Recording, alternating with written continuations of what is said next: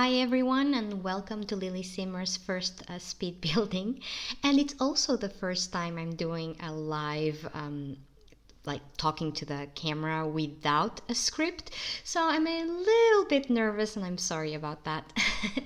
You can also see I don't have much practice on building since the camera is going to be jumping a lot. I'm actually just an occasional builder. Like usually for Halloween, which is my favorite season to play Sims, I get a bit active. I always have some new idea and I decide to explore new venues. But usually I'm not very active around the channel. I love Halloween, spooky season, and I've decided to do this like kind of serious thing. I have loads of ideas, and I just decided to, see where it takes me. Where I build, where I make one sim. I try to do it NoCC, but it's getting harder and harder because there's so many amazing CC, content created that is just so amazing, especially for Halloween. And it's really difficult to build, to make a sim without CC. There's not many spooky options in the game. The game is quite, friendly. So it makes our choices a bit difficult. But I'm trying, and we'll see where it goes. For now, we have a Marie Lestat House of Voodoo, which we're building now. It's based on the House of Voodoos, the shops, the oddity shops I've seen while I traveled in New Orleans. Orleans. Oh God, that's difficult to pronounce. New Orleans was full of these kind of stores. It was a beautiful place, and this type of architecture as well, which I'm trying to copy. You can see I'm a beginner at building because I was so indecisive when it comes to placing anything or to choosing colors. Oh my God, I started having so much trouble with the color of the columns and the railings. I couldn't decide, and I swear to God, after everything was finished, after days of building, I still went the last thing. I went back to the railings and the columns and still changed them again. And then ended up going with the first option, which is completely ridiculous. But anyway, that's how it goes for me. So I do apologize for all the jumping. I'm also the kind of person that places one object and has to look through every angle for half an hour. I think that's why I take so long. I place one object and I'm looking at it for a million years. Oh, what we're seeing now is like I saw this picture. I'll try to find it again and place it for you to see. I wanted to do this kind of tunnel entry that is kind of spooky. So I was like here trying really hard to recreate it. Of course, it's almost impossible to, transmit that spookiness, but I do hope at least a little bit of it gets there. Sorry, I had a bit of a cold, and now my voice is still a bit screwed. Sorry about that. And so yeah, I'm trying to do that tunnel thing to kind of make it a little spooky. So this building is gonna have the lower floor is gonna be the shop, and the top floor has a small apartment. I'm not gonna show it because otherwise you'd be probably sitting on your chair for 2 days watching it. But upstairs there's like a 1 bedroom apartment with it's quite nice actually. It was very cute because Marie Lestat, the character that is supposed to live here, she's the shop, she runs the shop downstairs and she lives upstairs. She's kind of this genius character. She doesn't have any real magic. She's human. She controls the oldest, most powerful magic in the world, and that's knowledge. So she reads a lot. She's a bookworm. She's a genius. So upstairs, her flat kind of transmits that idea that she's always reading. Like her bed is surrounded by books and her own writings, and that's what I went with. So if you want to, you can skip. I'll place here the minute that you can skip to see the tour, so you don't have to kind of follow the whole thing. And you can see the tour. In the tour, I do show Marie Lestat's flat. By the way, her name, Lestat, is based on Interview with a Vampire. Lestat was, I think, Tom Cruise's character from the movie. And it's an Anne Rice book. I read the book. It was very nice. And I also enjoyed the movie a lot, though it's an oldie one. I like everything that is a bit spooky. An Interview with a Vampire is no exception. So here is, I'm starting on the shop. You're gonna see I went a bit crazy here because it is, I wanted to give that feeling that of oddity shop, like curiosity shop. Everything can be found there, from the most silly things to the most spooky ones and the most weird. Like I placed human teeth on the counter, but it's like that. Those stores are super, super strange and full of objects. So I actually go through the catalog, the entire catalog, and I place object by object. It's completely insane. You'll see that I really go a bit nuts here, but I want to keep that feeling. The only thing I couldn't recreate is usually the shops in New Orleans. They have these beads because Mardi Gras, which is some kind of like carnival, they have this festival, and there's this tradition that people walk around partying on the French Quarter, and everywhere they go they kind of get like I've seen things, but I don't know if it's exactly like that, but I've seen things that the girls flashing their boobs and they get one of those beads necklaces for free. And the truth is, everywhere you go, shops and everything, they have like those bead necklaces like in every color. I'll try to find a picture to place for you to get an idea. That I couldn't recreate, so I made more of the darker side of the shops, you know, like kind of spookiness of it, and not so much the happiness of the beads. But anyway, oh, have you seen that little sign that I placed of it comes with pets? And I was so surprised because it's actually like a paw reading signal, and I thought that was so cute. I didn't even know it exists. I found out that a lot of objects exist that I've never seen before. There's also a few, not many, but a few objects that come with a Batu pack. I usually avoid that pack because I understand that most people, I don't know why, they don't like that pack, and nobody bought it. Apparently it was like the worst pack in ever. But I actually love all the objects in the Batu pack. I think it's amazing. Like the chandeliers are gorgeous, and also it's actually one of the very few it's one of the very few spooky packs where you can actually see the objects, like just like skeletons, and there's like these kind of hourglasses with objects inside. I don't know, they give that gloomy effect. I did place them in like places where even if you don't have the pack and you download this, it doesn't cause too much damage. Even if they disappear, it's not going to look empty. It's not going to look like a blank thing.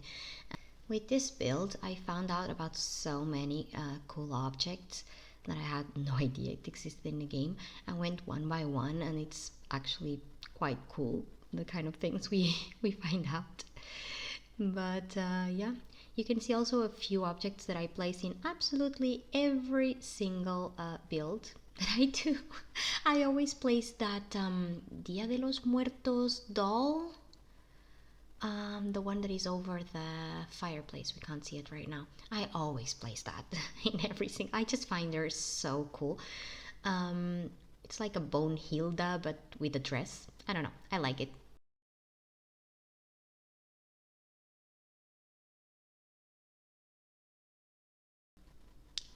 Oh, this little... I'm actually a bit worried about placing these gnomes because I know that sometimes they move out of places if you're playing. So I'm always a bit worried. I hope that you're not like playing here and suddenly the statues disappear.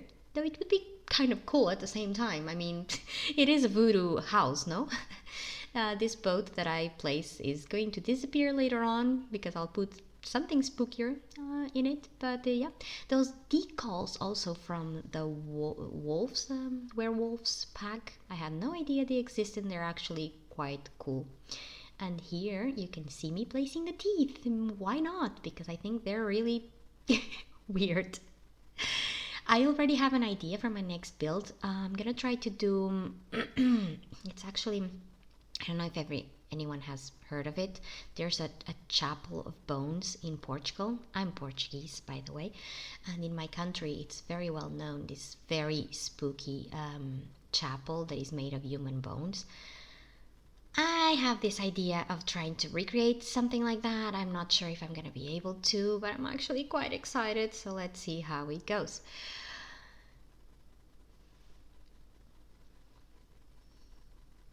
Another object that doesn't miss on any of my spooky builds is that divination hand from Paranormal Pack. Yeah, it's gonna be everywhere. Even though Marie Lestat, our character, she's actually a tarot reading. I love tarot. My mom can actually read tarot. I haven't learned properly. I only know the major arcanes, which are the famous cards. I know more or less their meanings. I love it. It's so cool. And I'm so happy that with a new pack we're actually going to get tarot reading tables. So you're gonna see later on, I actually start by placing the typical crystal ball table, but then I decide to put a normal game table because I just think, Marie Lestat, she would be reading cards, just the tarot thing, so it's the most similar thing we have to it, and that's what I'm gonna do later on. But I'm actually quite excited, and I hope that once the new pack comes, Life and Death, that I'm super mega excited about. It's the best calendar that they ever had. Like, I mean, every single kit and pack this season, I'm just so excited for. But then I'll probably replace the game table with that.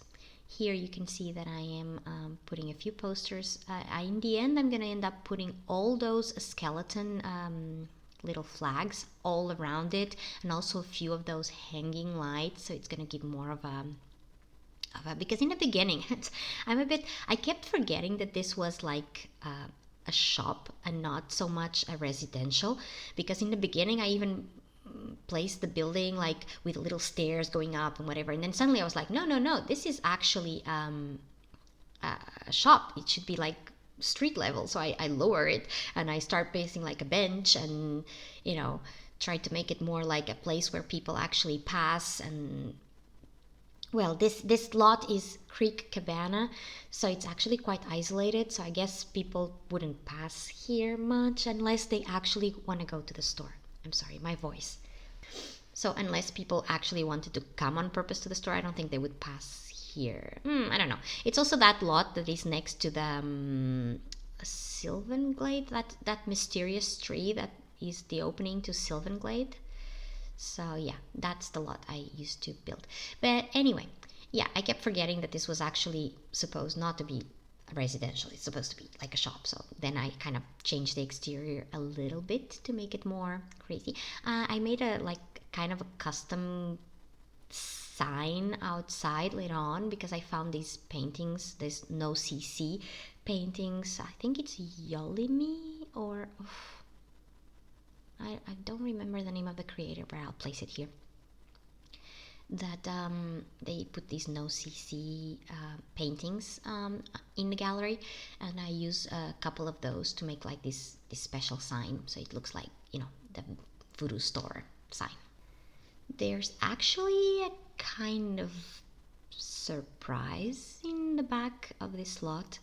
I made this kind of like because usually these stores, they attract, at least it used to be like this in the town where I came from. Portugal is it's quite superstitious, not in the big cities, but in the small towns there's quite a lot of superstition. And usually when there was these stores, people didn't really enjoy it, so they would be like, which is kind of counterproductive, but they would actually make like spells on the doors to make them go away, which is kind of weird because you're trying to get rid of a curiosity store by doing a spell, which is another curious thing. But anyway, to try to get them away. So what I tried to do in the back door was like by the door, you'll see it later on the video. It's like this, there's this pentagram with black candles by the door, like somebody tried to do some kind of curse on the store, or maybe on Marie Lestat, I don't know, maybe she has some enemies. But something went wrong because you can only see that the pentagram is not exactly finished. It's like it's kind of unfinished, and there's these scratch nail marks on the floor leading towards the store, so we don't really know what happened back there, but nothing good. And the idea actually for the unfinished pentagram, because in the beginning I was just gonna do the pentagram, but then I kind of ruined it a little on the corner to kind of make it unfinished, because I actually by accident left one stick, you'll see it later, on the side, and then I changed the ground painting, and I was like, whoa, there's a stick here. Oh, wouldn't it be cool if actually the pentagram is not finished, because whoever was doing this ritual kind of got caught. So that was the idea behind it. And you'll see there's also one lamp, one street lamp that is fallen, so something with great energy happened there, and we don't know what it is. But anyway, if you stick with me until the end of the video, you'll probably check it. It's one of my favorite little surprise. Usually on all my videos and all my buildings, there's always something. Like I remember I one time did, like when the farming pack came out, the Enford on Bagley. What's the name of the pack? Can't remember.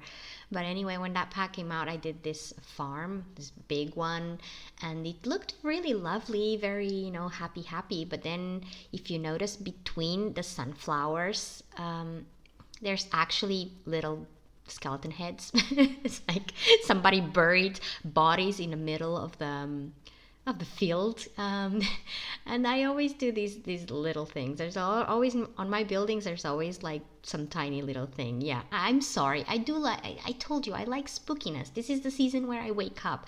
I hate summer, and here where I live in Spain, it's actually very hot, and I always die, and I always have like this massive depression during summer. And then suddenly it comes September, October, and finally it starts getting a little less hot here, and I don't know, and then there's Halloween and spookiness, and I love it, and it's just so amazing. So this is it, this is me, sorry. So anyway, here I am. You can see I'm starting to build the tarot reading thing, and what I told you before, I'm kind of changing it, making it a little spooky, so people come to the shop and Marie Lestat can do a little reading on you. She doesn't actually have powers, as I said, but she kind of reads the person, because she's so intelligent, she's a genius, that she actually reads the person and actually tells her correctly what she needs to do. You know, a bit like a mentalist talent, you know, that they read people so well that they feel like they guess things. It's like, here I think I'm gonna start also the last few details. You're gonna see what I told you about the pentagram in the back, and we're almost getting to the end of this video. Yeah, here it is, look. Oh, I love this part. I thought it was so cool. I had a really hard time finding a little stick that I could do this. I hope it's not one of those objects that disappears as we play. Hope not, but well, it's done. I don't think so. I tested everything. Everything should be working. Everyone can sit, and everything seems to be. I usually, because I'm a player, I actually spend most of my time playing, and I use these builds, so it should be no problem on that thing. I think we're almost finished. So we're almost finished, and I hope it wasn't too boring. I don't know what I'm gonna do next, stop motion or whatever I'm gonna do. But anyway, thank you so much for watching. Subscribe if you weren't too bored, and see you soon.